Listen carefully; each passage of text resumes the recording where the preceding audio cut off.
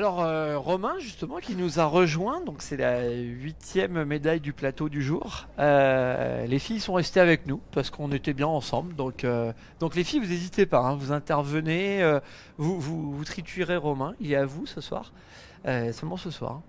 Euh, Tu me disais j'ai tout raté quand tu regardais les images. C'est pas vrai. Non, non, j'ai pas tout raté. En tout cas, sur ce match, les coups qui rentraient bien toute la journée, que j'ai super bien rentré, que ce soit sur le chinois, l'italien. Voilà, sur lui, je suis passé à côté plein de fois. Oui, mais c'est Pender. Ouais, c'est Pender, mais c'est aussi abordable qu'un chinois. Oui, mais non, quand j'ai vu que enfin, c'est Xavier hein, qui est derrière, qui est dans le studio, qui m'a annoncé que tu t'étais fait sortir, que tu prenais Pender derrière.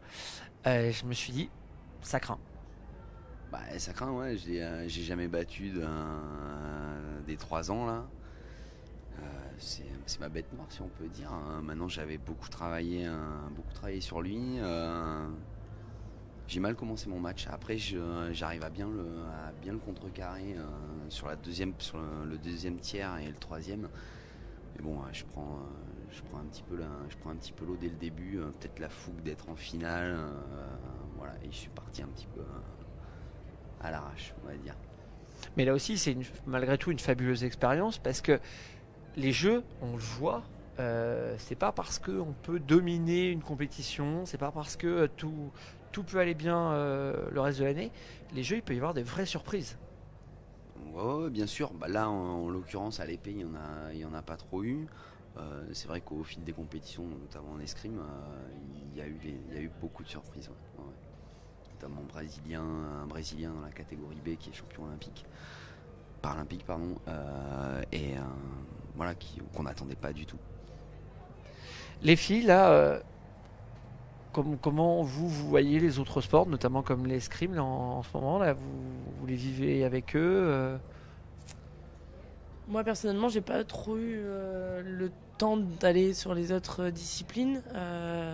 On a eu quelques infos grâce à notre Facebook de l'équipe paralympique.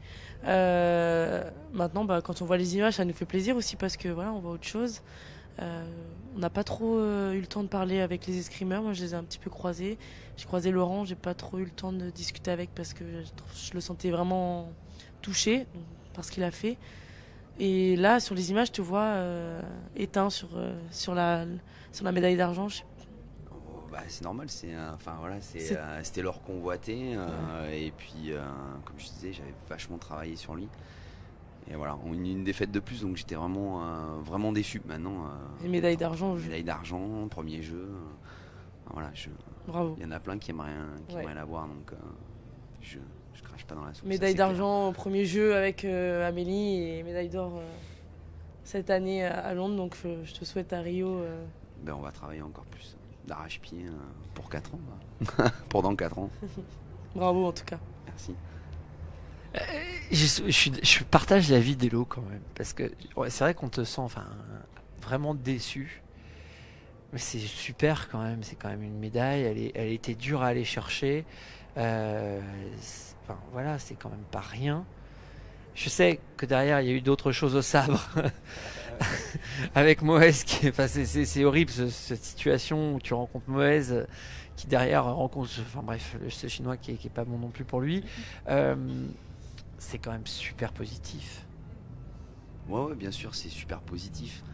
Maintenant, comme je dis, déçu parce que c'est 4 ans de travail, 4 ans sur lui, 4 ans où avec mon coach on est comme ça et on se dit on va l'avoir, mais pas tout de suite, ce sera au jeu. Et là, l'occasion y est, on s'est dit allez, c'est maintenant là. Et voilà, c'était le moment et voilà, j'ai pas fait. Donc voilà, c'est cette déception, et cette déception on l'a eu à deux aussi parce qu'on avait vraiment beaucoup travaillé, quoi. Vraiment beaucoup travaillé. Mais quand tu revois ces images, t'as l'impression d'avoir fait des erreurs? Ouais, début de match, je pars un petit peu trop, un petit peu trop n'importe comment. Je savais qu'il allait me mettre loin. J'ai décidé d'accepter cette distance et moi après je fais un jeu comme si j'étais plus près, quoi. Donc c'est moi vraiment qui ai fait une grosse erreur tactique au début de match. Les filles, là aussi, hein, justement, vous avez vécu d'autres choses. Et on parlait d'expérience tout à l'heure avec Lélo. C'est ce genre de points qui font que l'expérience aide vraiment, permet de justement faire la différence pour aller chercher la médaille d'or. Bah, les jeux, c'est vraiment quelque chose qui s'apprend. Parce que déjà, il y a tous les à côté. Donc, qu'on n'a pas l'habitude de gérer sur des compétitions classiques. Donc voilà, là on a le restaurant, les déplacements aux jeux qu'il faut gérer, qu'il faut appréhender sur des premiers jeux. Et après, toutes les erreurs qu'on va faire sur des premiers jeux, généralement on les refait pas sur des seconds. Et on en sort vraiment grandi. Et voilà, c'est une autre expérience.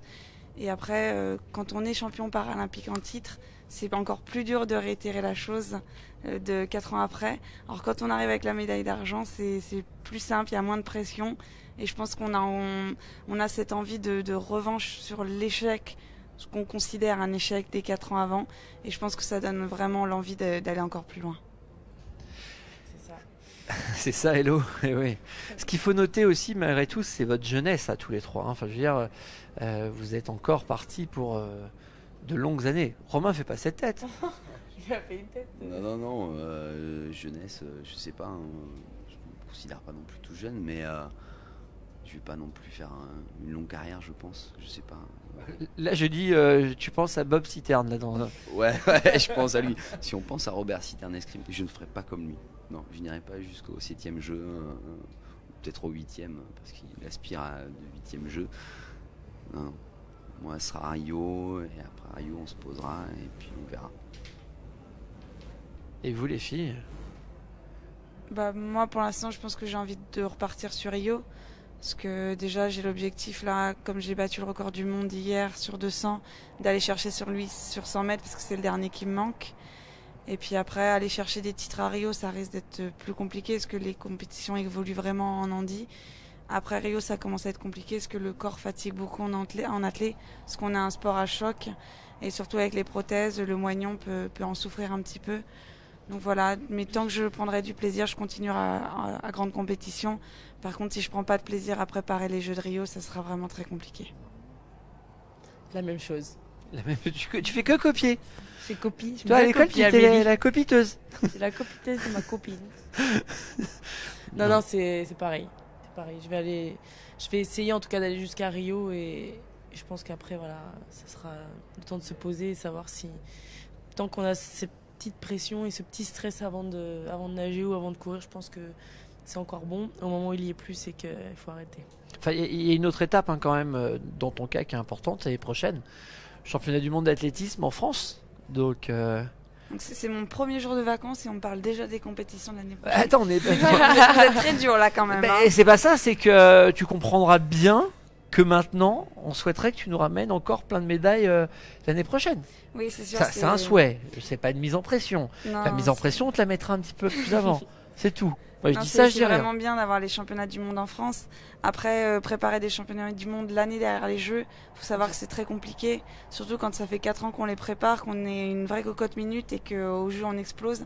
Après, derrière, faut tout reconditionner, tout recréer.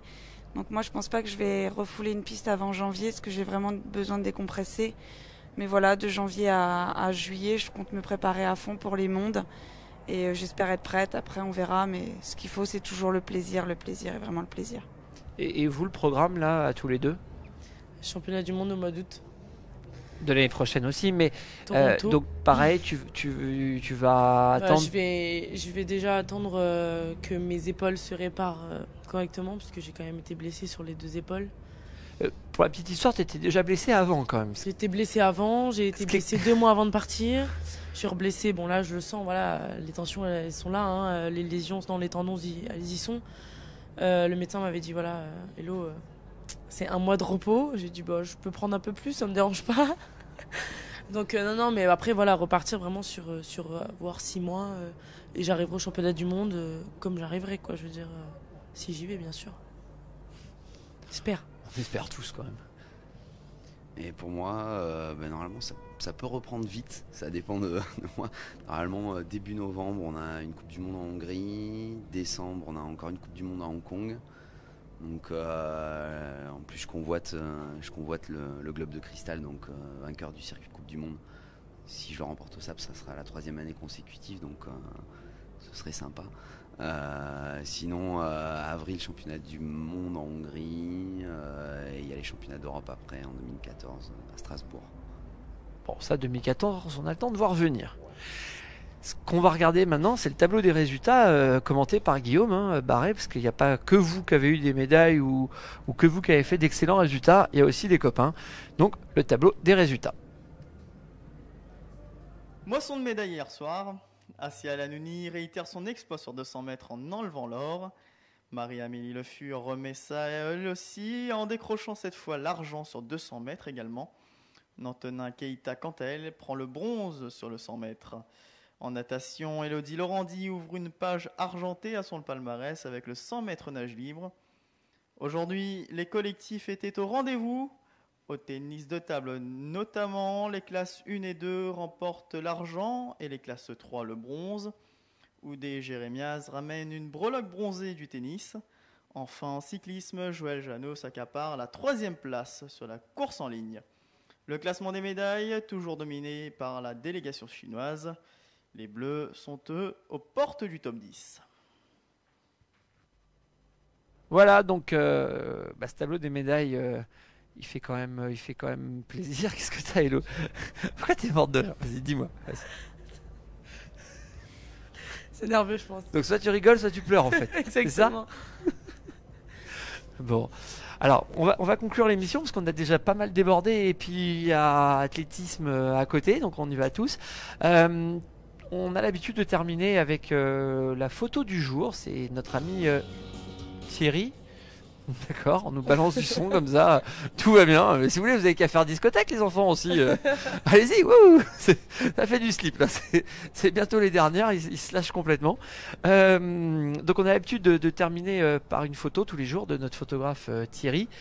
Je vous remercie en tout cas à tous les 3 d'être venus, d'avoir joué le jeu parce que je sais que vous êtes très très très sollicités. Merci 1000 fois à tous les 3.